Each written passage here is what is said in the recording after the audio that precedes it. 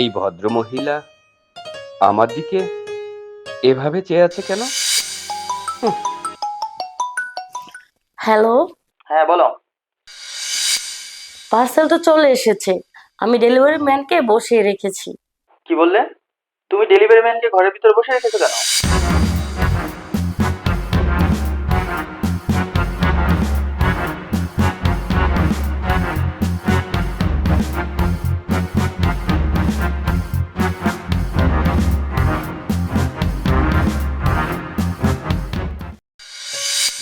Hello, এখনো তো parcel এসে পৌঁছাই নেই। তোমার আসতে কতক্ষণ সময় লাগবে? ঠিক আছে।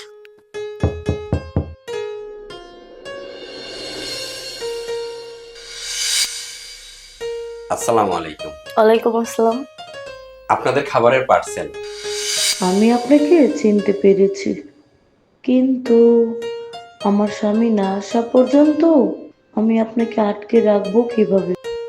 চুপ করে দাঁড়িয়ে আছেন কেন?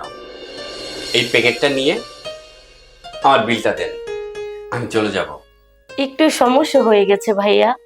কি সমস্যা? এই খাবারের বিল দেওয়ার মতো আমার কাছে টাকা নেই। আশ্চর্য, খাবার অর্ডার দিয়েছেন, এখন বলছেন টাকা নেই। ভাইয়া, টাকা তো আছে আমার স্বামীর কাছে। তা আপনার স্বামী কোথায়? অফিস থেকে রওনা দিয়েছি, কিছুক্ষণের মধ্যে চলে আসবে। কিন্তু অত সময় তো আমি এখানে দাঁড়িয়ে থাকতে পারবো না। আমার আরো অনেক জায়গায় গিয়ে পার্সেল ডেলিভারি দিতে হবে। খাবার অর্ডার দিয়েছেন, এখন বলছেন টাকা নেই। আমি এখন চলে যাচ্ছি। আবার কখনো খাবারের অর্ডার দিলে টাকাটা হাতে রাখবেন। আপনি চলে যেতে চাইলে আপনাকে তো আর জোর করে ধরে রাখতে পারবো না, কিন্তু এই খাবারটি আমার খুব খেতে ইচ্ছে করছিল, কারণ আমি গর্ভবতী, তাই হঠাৎ হঠাৎ অনেক কিছু খেতে ইচ্ছে করে। এখন আমি কি করি? একজন গর্ভবতী মহিলাকে এই খাবার না দিয়ে চলে গেলে যে নিজের কাছেই কষ্ট লাগবে। থাক, আমি না হয় কিছুক্ষণ অপেক্ষা করি। আচ্ছা ঠিক আছে, আপনার স্বামীকে তাড়াতাড়ি আসতে বলুন, আমি এখানে দাঁড়িয়ে আছি। ধন্যবাদ ভাইয়া, আপনি ভিতরে এসে বসুন। দাঁড়িয়ে থাকতে আমার কোনো সমস্যা হচ্ছে না। কিন্তু আমার কিছুটা হচ্ছে। মানে? না মানে, আপনি এতক্ষণ হাতে পার্সেল নিয়ে বাইরে দাঁড়িয়ে থাকলে আশেপাশের মানুষ কি মনে করবে, তাই দয়া করে আপনি ভিতরে এসে বসুন।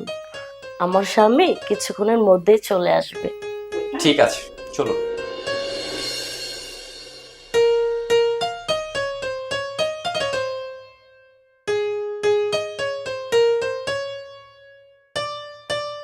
এই ভদ্রমহিলা আমার দিকে এভাবে চেয়ে আছে কেন? এই বাড়িতে কি আর কোনো লোকজন নেই? ঘরের ভিতরে এসে বসাটা কি আমার উচিত হয়েছে, নাকি ভুল করলাম? ভাইয়া, আপনাকে এক গ্লাস শরবত দেই?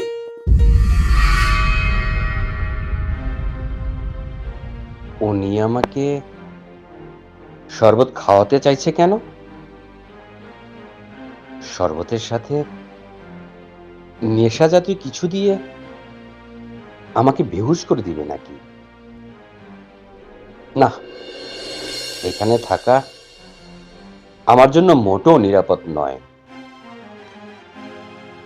সরি ভাইয়া, আপনাকে শরবত দিতে পারবো না, কারণ ঘরে চিনি নেই। এত বড় বাড়িতে থাকি, অথচ হাতে টাকা নেই, ঘরে চিনি নেই। হ্যালো, হ্যাঁ বলো। পার্সেল তো চলে এসেছে, আমি ডেলিভারি ম্যানকে বসিয়ে রেখেছি। কি বললে? তুমি ডেলিভারি ম্যানকে ঘরের ভিতরে বসে রেখেছো কেন? পার্সেল তো টাকা দিয়ে রাখতে হবে। তুমি তাকে টাকা দিয়ে দাও, ঘরে তো টাকার অভাব নেই। তাড়াতাড়ি তাকে টাকা দিয়ে বিদায় করো। তুমি তাড়াতাড়ি বাসায় এসো, আমি তোমার জন্য ওনাকে বসিয়ে রেখেছি। আশ্চর্য, তুমি আমার জন্য ওনাকে বসে রেখেছো কেন? পাগল হয়ে গেলে নাকি?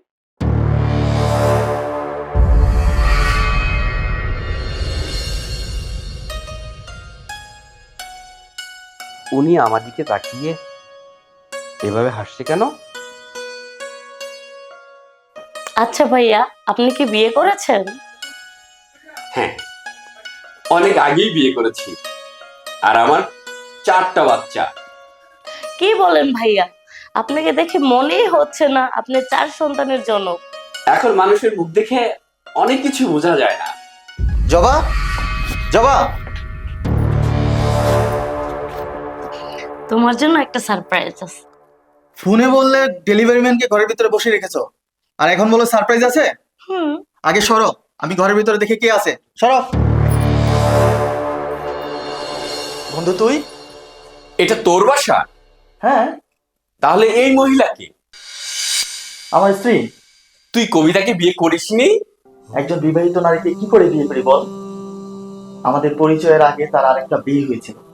সেদিন আমি যখন তার জন্য কাজী অফিসে অপেক্ষা করছিলাম, তখন সে মেসেজ করে আমাকে সত্যটা স্বীকার করেছে। আর ওই দিনের পর থেকে আমার সাথে আর কখনো যোগাযোগ করে। তার মানে ওই ছলনাময়ী নারী 2 বন্ধুর মন নিয়ে ছিনিমিনি খেলেছে। উফ। বিয়ের আগে আমি জবাকে সবকিছু খুলে বলেছি।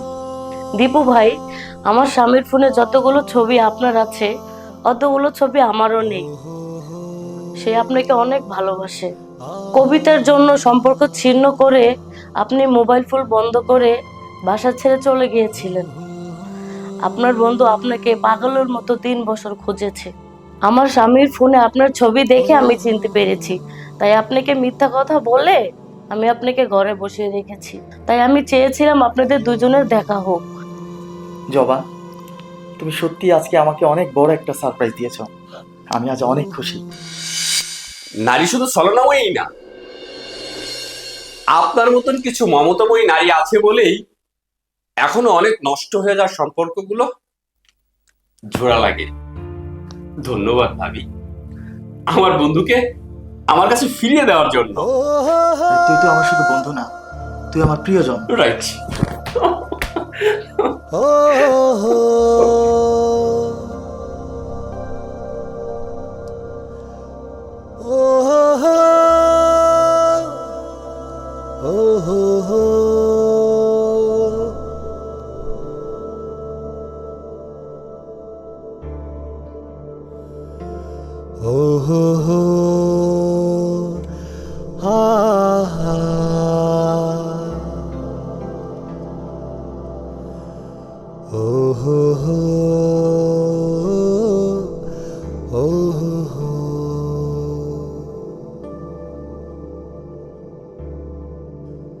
Oh